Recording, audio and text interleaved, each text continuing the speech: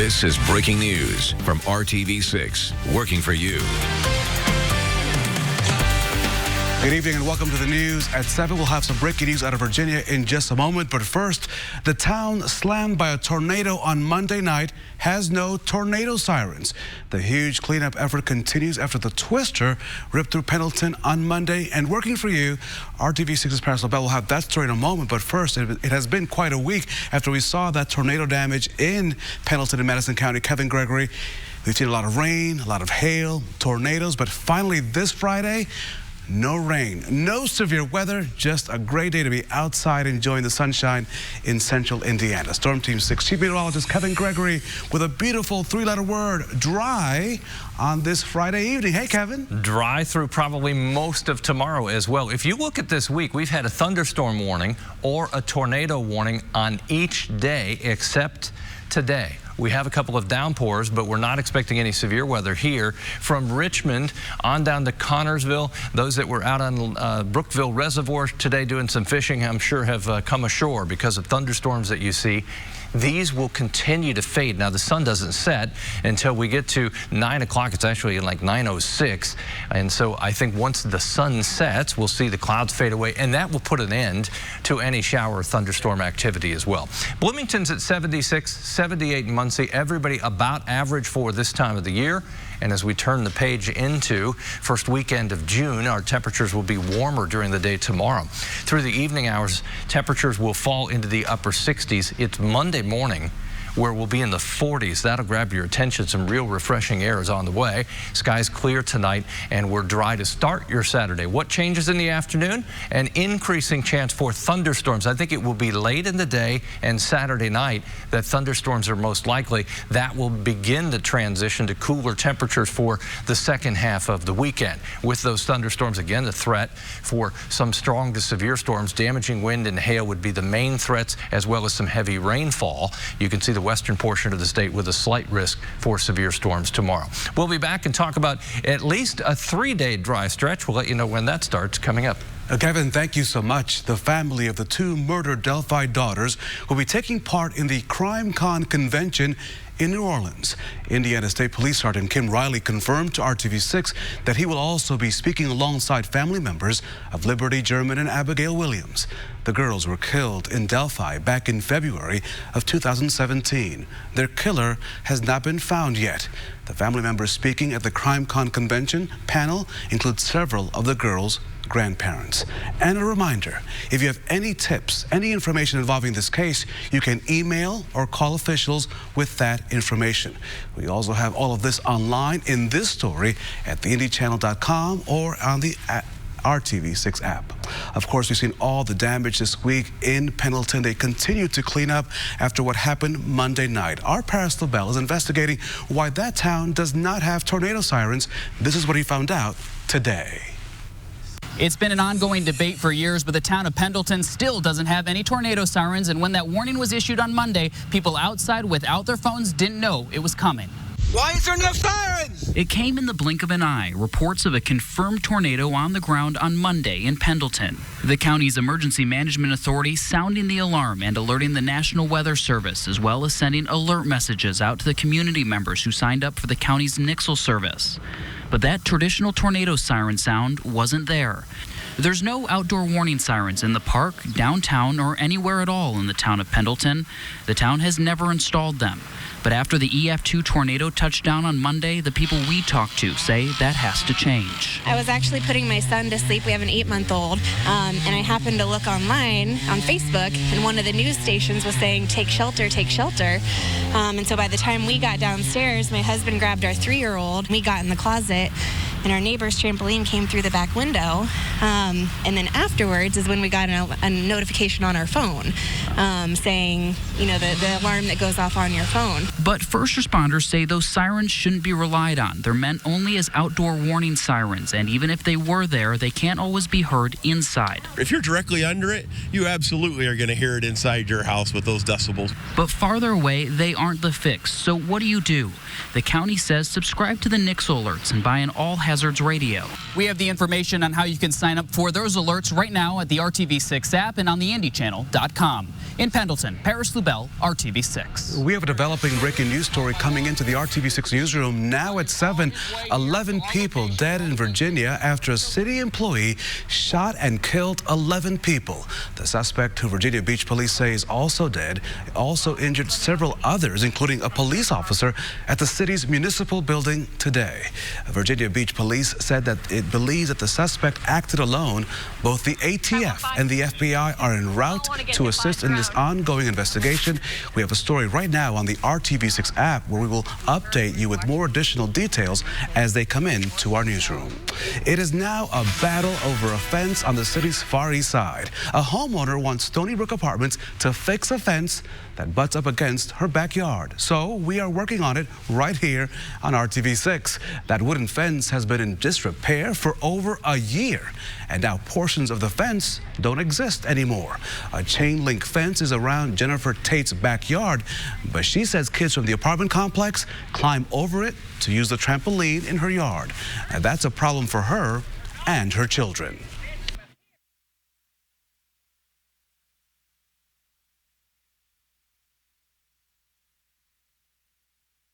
I want the fence to be rebuilt. And we have pieces of fence over there that have nails in it. Somebody's going to get hurt, and we just need something to block everybody from the apartments from the houses. Now, late this afternoon, a spokeswoman for the apartments management group told RTV6 that they plan to repair that fence early next week. She says some of the damage was due to the recent storms that have hit central Indiana. If things keep going the way that they are, the CDC says that measles may no longer be considered eliminated in the United States. Measles were declared eliminated in the year 2000, meaning that there was no continuous spread for at least a year. Now, health officials say vaccinations and the ability to contain and treat cases help get us to that point. Now, this year, there have been a whopping 971 measles cases. That is the most since 1992. New research is painting social media in mostly a very negative light. The American Psychiatric Association found roughly a third of adults think that Facebook and Twitter and Instagram hurt our mental health. And it all depends on how you use it, because that does matter. We reached out to a couple of social media coaches. Josh Oakes with smartsocial.com focuses on teaching students how to build a positive brand based on their life and career goals. Then we go to social media and we teach them how to use their devices and their apps with a purpose to get them where they want to go, instead of just a pastime to hang out. And that actually drastically reduces some screen time, and it improves their behavior when they run into other people like bullies. They'll actually run away and they won't comment because they know that they have a future that they're planning for, and they're using that device in a positive way. Another thing that he mentioned is taking a social media detox. The other social media expert that we talked to does it as well. Lisa Demi teaches how to leverage real relationships via social media. Her advice: be real. I have found that showing my ugliness and showing when I'm having a bad day and just being authentically who I am has afforded me a lot more relationships, a lot more connections that start on social media that then have to get taken off of social media to nurture. But social media is like the foot in the door. Both experts broke down the good and the bad of social media in this easy to remember way. If it's for connecting and communicating, like with friends and family that don't live near you, or leveraging business, it's a good thing. If you're using it primarily to consume and compare, meaning you're addicted to scrolling through your feeds, no matter whether you're at home or waiting in line for food, then more than likely it will lead to some unhealthy thoughts and some unhealthy habits. Back here at home, city groups and local volunteers came together today to make the streets brighter and cleaner. Several city departments teamed up with city representatives and community groups to walk through the Riverside community on the city's northwest side. They cleaned up everything from trash to illegally dumped debris. One volunteer we spoke with says her employer allows her 4 days a year of paid volunteer work, and she does it because she's grateful for the work that she can do. I hate seeing trash along streets and broken glass and all that. It feels really great to clean an area up and make it look beautiful again. This kind of cleanup project happens once a month as part of the city's initiative called It's My City. Next on the news at 7, interstate irritations. Have you seen one of these? Cone zones are popping up for a busy spring and summer construction season. What you need to know this weekend. Kevin? You might be irritated by our daily chance for showers and thunderstorms. We break that trend in the forecast. It's 88 in Minneapolis. A warm day for us tomorrow, and then we get some of this. Cooler temperatures for a while. Back after this. Day only on RTV6. This is RTV6 News at 7, working for you. So pack your patience. Several big construction projects underway, and they may just slow you down. Working for you, RTV6's Aaron Lish has the details on the closures and the routes that can help you get to your destination as fast as possible. As we close out the work week, there are a few closures here on the interstate that may impact you if you hit the road this weekend. The work is done in segments, one being on I-65 northbound from I-465 to the South Split. This is not expected to be back open until Monday morning at 6. From 9 p.m. Friday night, northbound I-65 will also be closed from the South Split to the North Split, and it's planned to open back up Monday morning at 6. Finally, westbound I-70 is closed from the South Split to Belmont Avenue starting Friday at 9 p.m. and potentially wrapping up Monday at 6 a.m. So what's the best way to get downtown? INDOT has a few alternative ways to go. Take I-465 west to I-70 east. The last exit to get downtown on I-70 will be at Illinois Street and Meridian Street, which is exit 79B. Also, take I-465 west to the northwest side to get back on I-65 north. We have the breakdown of the closures and these routes on the RTV6 app and on the IndyChannel.com. Aaron Lush, RTV6.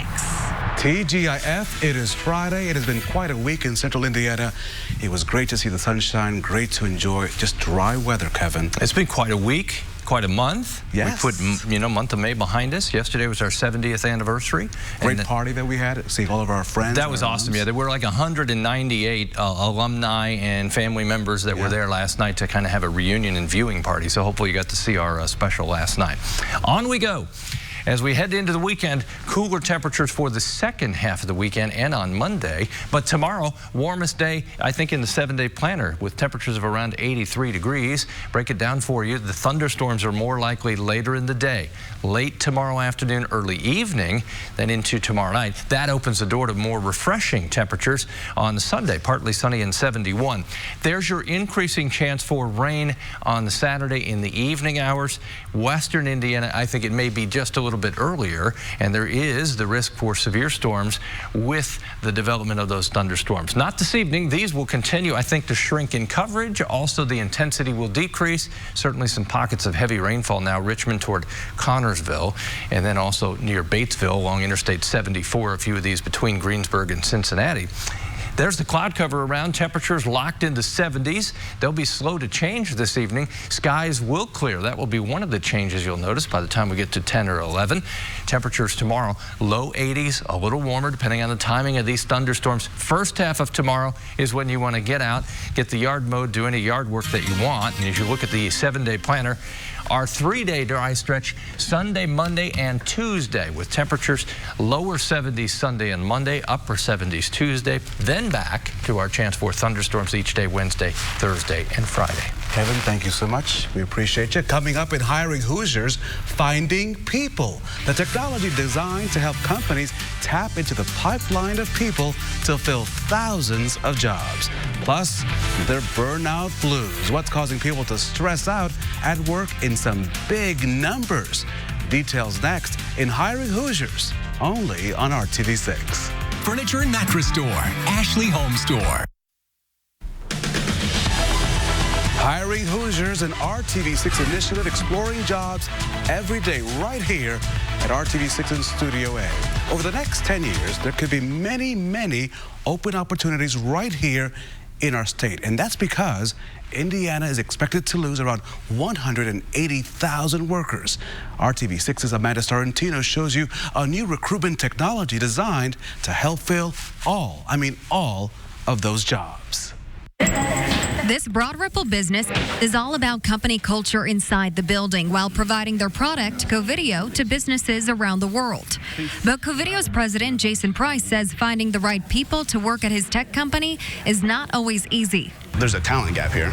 I mean, especially at the executive level. And so, we need to bring these smart people back. That is why Jason enlisted the help of TMAP to help grow his staff. So how many leads do you have today? Elizabeth Abram is Jason's new director of marketing. She's a Hoosier who left for an East Coast job in 2012. But now she's back and has TMAP to thank. I wanted to stay in technology. I wanted to work for a high-growth company. TMAP finds talent like Elizabeth by using data, science, and state-of-the-art marketing to select talent specific for Indiana companies.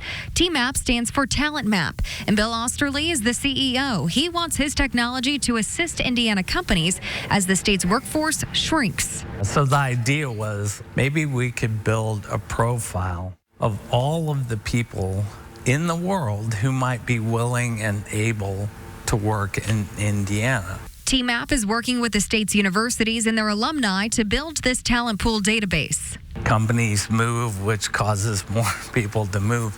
We have to be aware of our situation. So we're going to have to go outside the state, find the most talented people we can, and recruit them back. Right now, there are millions of names in the TMAP system, with thousands of people who have shown interest in coming back for the right opportunity. If you work hard and you show initiative, you can become anything you want. What are you working on? Elizabeth Abram is a TMAP success story. Months after her original conversations with Osterly's company, TMAP linked Elizabeth with Covideo and Jason Price. They really come in, get to understand who we are, and they've done a fantastic job. So we hired in Elizabeth. She was literally the only person that we interviewed. This was the first company they showed me. Yes. Yeah. The one and only? It was a match, yeah. I wouldn't be here. I'd probably still be in Boston if it weren't for TMAP. In Indianapolis for RTV6, I'm Amanda Starantino. It's all about making those connections every single day here during Hiring Hoosiers. You know, our other big focus as part of this project is also identifying barriers that could keep you from being happy at work. A new Gallup poll shows that 44% of people say they feel just burned out by work sometimes. And now burnout is an official medical diagnosis. Our Kamasi Aaron is taking a look at the symptoms and how one group is fighting against it. What do you have coming in next? It's calm right now in the critical care unit at Swedish Medical Center. Okay. But at any moment, that can change. People, major car crashes, cardiac arrests, people that have just had open heart surgery, pretty major things. We bring people back to life. Emily Belfour says it's amazing, but also challenging. The families are very emotional, and so you kind of take on some of that stress as a secondary type trauma. That's why she decided to start a group for her team to debrief together after a traumatic event. They express feelings and emotions and learn coping strategies to deal with stress. The goal, to prevent burnout. There's kind of like a 4 or 5 year mark in nursing where people either can deal with the burnout, they learn coping mechanisms, or they find a different job. The World Health Organization now recognizes burnout as an occupational phenomenon. It's described as a syndrome resulting from chronic workplace stress that has not been successfully managed. The organization says there are 3 symptoms: feeling depleted or of energy or exhausted, feeling mentally distanced from or cynical about your job, and problems getting your job done successfully. And it's something that we don't want to just ignore. Dr. Monique Butler is Chief Medical Officer at Swedish and says burnout can take a toll on your health. It can cause a number of different additional symptoms, including chest pain, shortness of breath, and it could really manifest itself into physical symptoms. She says it's important to acknowledge your symptoms, talk with someone you trust, even a professional if needed. Emily says it's made all the difference here. And so it's kind of more of a team and more of a family than just you alone taking care of these challenging patients and dealing with this by yourself. I'm Kamasi Aaron reporting. Kamasi, thank you so much. And still ahead, in the age of Instagram, a chance to get your art into the public eye and how you can win big with your very own photography. That and a final check of your Storm Team 6 forecast on this beautiful Friday next, right here on RTV6. Only get yours at Zaxby's. So check out the picture behind me. That is eye candy. If you have a great eye, and this is your chance to get your photography featured on a statewide scale, the Indiana Department of Agriculture is now accepting submissions for its annual photo contest. There are some of the winners from 2018 you're seeing right now. You'll need to submit 5 great photos to win. To enter yours, we put a link in this story on the RTV6 mobile app. Good luck. There's a lot of beautiful things to see in Indiana. Pictures just have that response. Wow. That's, video is awesome. I mean, we make a living with it. But pictures are great too, because you add so much with your own mind to what's happening. Have I made any sense? Not at all. I don't know. It's going to be dry, right? It's going to be dry for the next couple of days. Well, tomorrow afternoon, some thunderstorms. All right. Sorry to ruin the picture. Have a good weekend.